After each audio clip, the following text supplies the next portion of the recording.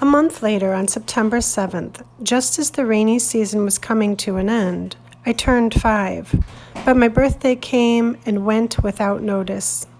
Since Mego's birthday is in late October, Abuela Avila said our birthdays could be celebrated together.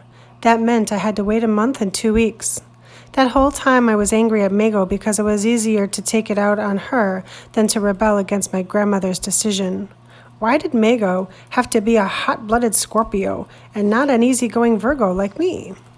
Why couldn't it be she who celebrated her birthday early instead of me celebrating mine late?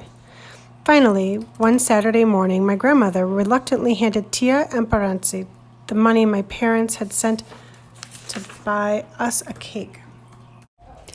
My aunt did more than that. She came home with a roasted chicken, 2 cans of peas and carrots, which she used for a salad, and small presents for me and Mego, shiny ties and barrettes for our hair. This was the 3rd birthday I celebrated without Papi being there, the 1st without Mommy. The cake was beautiful. It was white and had pink sugar flowers all around. My grandmother's oldest daughter brought her children to the house, not because she cared about our birthdays, but who could resist getting a free meal and a slice of cake? Even Alida put her pride aside and asked for seconds. Not only did she try to ruin our special moment with one of her usual remarks about us being orphans. That's what a fancy store-bought cake does to people. Tia Amparatrits took pictures of us cutting the cake to send to my parents. We rarely had our photographs taken, and the thought of those pictures making their way to El Otro Lado, to Papi and Mami, was exciting. I thought those pictures would remind them of us, and that way we wouldn't forget they still had 3 children waiting for them back home. I smiled the biggest smile I could manage because I wanted them to know I appreciated the money they sent for the cake. Carlos smiled halfway. He was very self-conscious about his teeth. Back then, not only were his teeth crooked, but there was also a tiny little tooth wedged between his 2 front teeth. Since he didn't want anyone to see them, he would purse his lips and smile without showing any teeth. He looked as if he were constipated. Mego didn't smile. She said that if she looked sad, then maybe our parents would see how much she truly missed them and that they need to come back. From that point on, she continued to look sad in almost every picture we took. Her tactic didn't work. The pictures were sent, the months went by, and still our parents did not return. The one who did come back, however, was Alida's mother. We had been at Abuela Avila's house for over a year when Alida turned 15. She officially became a señorita, and Tia Maria Felix came to Iguala to throw a big quinceanera for Alida. She arrived loaded with so many suitcases, she hired 2 taxis to take her from the bus station to Abuela Avila's house. While everyone greeted her and made a big fuss about her arrival, we eyed the suitcases, wondering if our parents had said to us something. Alida's little brother, Javier, was 6 years old. He held on to Tia Maria Felix when Alida tried to hug my aunt. Javier pushed Alida away and said, "No, she's my mommy." Tia Maria Felix laughed and said it was cute. Abuela Avila scolded him and said that Alida was his sister and Tia Maria Felix was Alida's mother too, but he wouldn't let go of his mom. Mago would have taken advantage of this opportunity to say something mean to Alida, but the news Tia Maria Felix gave us sent us to our room where we spent the night crying. "Your mother just had a little girl," she said. "Elizabeth, I think, is what your mom named her." We lay in our bed, huddled so close together our limbs were entangled. At night, barking dogs serenaded La Colonia as they wandered through the dark streets. We listened to them, watching their shadows screaming in through the small window. "What's her name?" I wondered. "Elizabeth. I never heard this name before." "A baby girl," Mago said, breaking the silence, and it suddenly hit me. I was no longer the youngest. Some other girl I did not know had replaced me. The next day, all my cousins showed up to see what Tia Maria Felix had brought from them from El Otro Lado. We didn't see our cousins often, but now they were all there, having come as soon as they heard Tia Marilla Felix had arrived. We watched as she gave our cousins presents, a shirt, a pair of shoes, a toy. We waited our turn, and when the suitcases were empty, Tia Maria Felix turned to us with a sad look on her face and said, "Your parents sent you something, but unfortunately, I lost that suitcase at the airport." "That's a lie," Mago said softly. "What did you say?" Tia Maria Felix asked. "Those toys that you gave away were for us," Mago yelled. "I know it. I just know it." I wanted to believe that Mago was right. The thought that our parents had neglected to send us gifts really hurt. What if they had been too busy tending to their new baby to think about us?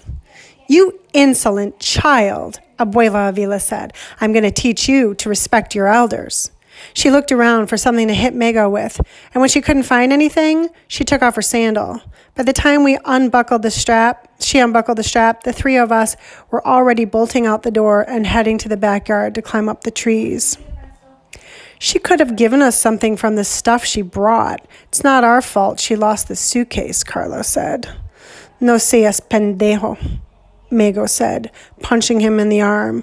She jumped off the branch, climbed over the corral, and disappeared down the dirt road that led to Don Ruben's house. The preparations for Alida's quinceanera were completed quickly because Tia Maria Felix had to return to her job in El Otro Lado. Tia Emperatriz spent hours making decorations for the hall, and Mago and I had to help. The times we refused, Tia Maria Felix spanked us under Alida's mocking gaze. We made garlands using paper flowers and straws. Abuela Avila spent all day making dresses on her sewing machine. Alida's dress was made in the U.S. because Tia Maria Felix said she had to have the best for her daughter. But when Alida tried it on, the dress wouldn't zip up. She was put on a crash diet, and Tia Maria Felix bought her a girdle. Even then, the dress wouldn't fit, so it had to be altered. By the end of the week, everyone had a new dress except for Mago and me.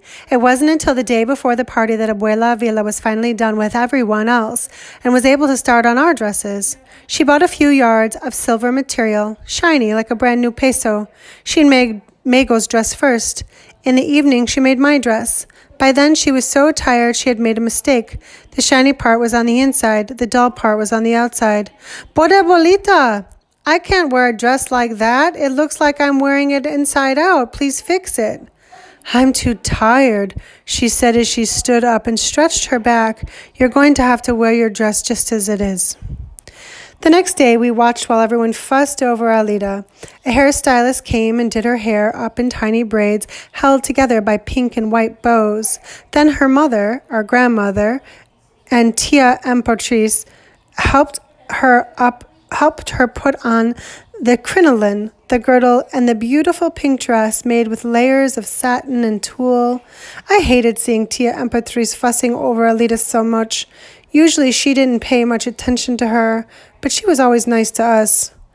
While everyone was at church for the ceremony, we spent the whole morning plucking chickens. Tia Maria Felix hired a woman to help with the cooking, and she showed up with hawukles of live chickens, clucking and shedding feathers that floated in the air like white flower petals.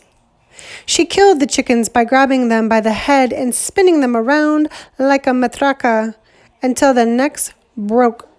She told Carlos to help her, but he was too gentle on the chicken, and when he put it down, the poor chicken had a broken neck but still ran around and around, its head hanging to one side.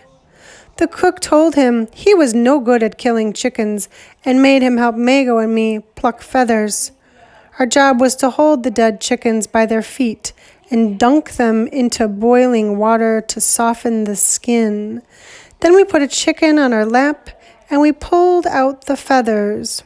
We complained about having to do it. Why should we be helping out for Alida's party, we wanted to know. I'd never plucked a chicken and couldn't pull hard enough for the big feathers to come out. The small, downy feathers would stick to my fingers, and I couldn't scratch my legs when mosquitoes bit me. Carlos kept complaining that this was a girl's job, and why should he be plucking chickens? Because you aren't man enough to kill them, the cook said. Mago loved plucking chickens. She threw herself into it with a frenzy, and she plucked and plucked away, plucking so hard sometimes the chicken skid would come off along with the feathers, and I wondered what the poor chickens had done to her to deserve such fury. By the time we were finished, the whole patio was covered in feathers. Flies buzzed around, settling on the chicken guts spilled on the ground as the cook chopped the meat to pieces on the washing stone before boiling it. Afterward, even though we took a bath and scrubbed ourselves hard with the apple-scented shampoo we liked, we still smelled like wet chicken feathers. And once in a while, throughout the evening, we pulled out chicken feathers buried in our hair. I pretended I was turning into a dove. I imagined flying in search of my parents. The quinceanera was held at a beautiful hall near La Colonia called Las Acecias. Alida looked like a princess wearing her puffy pink dress and matching slippers. Mago spent the whole time sitting in a corner of the hall, feeling sorry for herself, without saying a bad word in every sentence.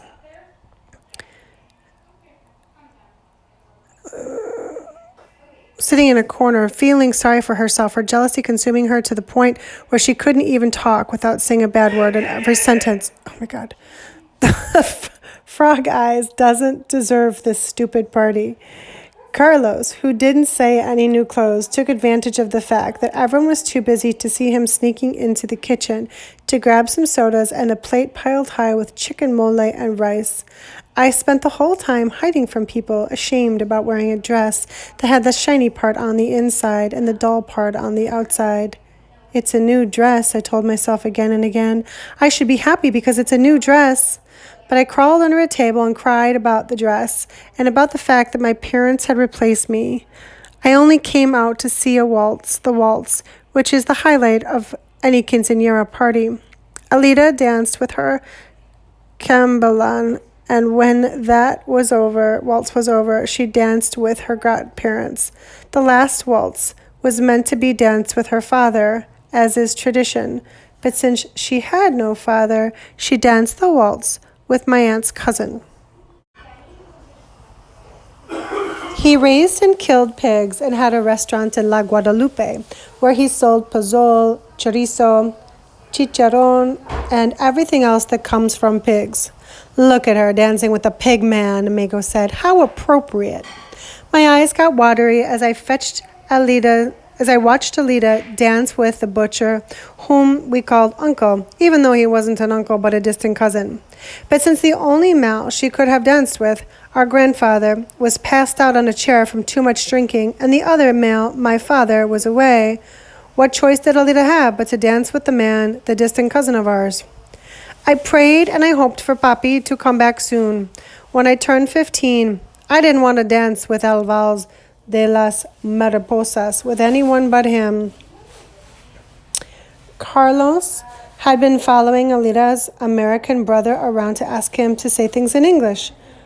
When little Javier did, Carlos would burst out laughing so hard he didn't care that everyone could see his crooked teeth.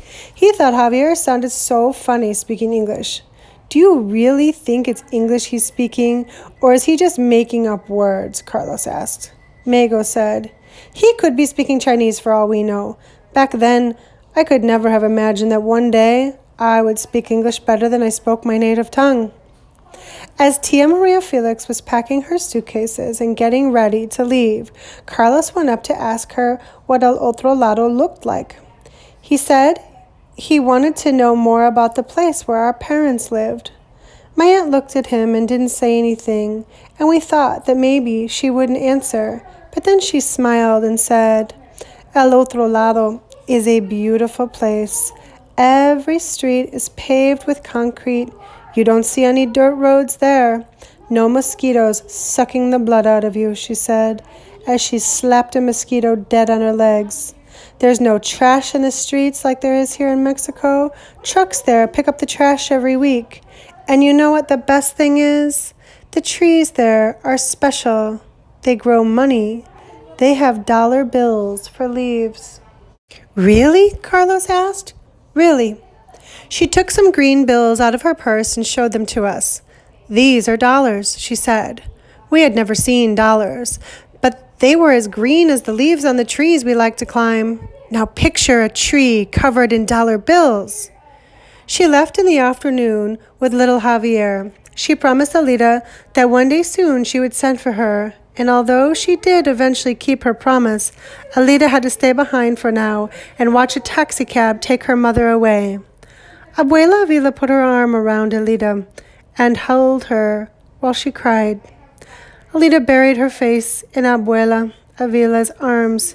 It was so strange to see her crying. The ever-present mocking gaze was gone. The Alida that made fun of us, that laughed at us, that called us los huerfanitos, had been replaced by a weeping, lonely, heartbroken girl. Mago grabbed our hands and took us to the backyard to give Alida privacy. Los quiero mucho, she said, pulling us close to her. Then I realized how lucky Mago, Carlos, and I were. We at least had each other. Alida was on her own. We climbed up the circulo and talked about those special dollar trees in El Otro Lado. Even though we knew that what Tia Maria Felix had said couldn't be true, we fantasized about them anyway. If we had trees like that here, Papi wouldn't have had to leave, Mago said. He could have brought the brick and cement and built us a house with his own hands. And Mommy would still be with us, I said. And the new baby would have been born here, like us, Carlos said. We talked about the day our parents would return. Carlos's fantasy was that Papi and Mommy would fly to us in their own private helicopter. I can just picture it, he said. It would land here in the middle of the yard. We giggled at the image of Papi emerging from the helicopter, his hair blowing in the wind, his face framed by aviator sunglasses, as handsome as Pedro Infante. Then Mommy coming to stand next to him, looking just as glamorous. We pictured the whole colonia rushing over to see them come home, and we would be so proud.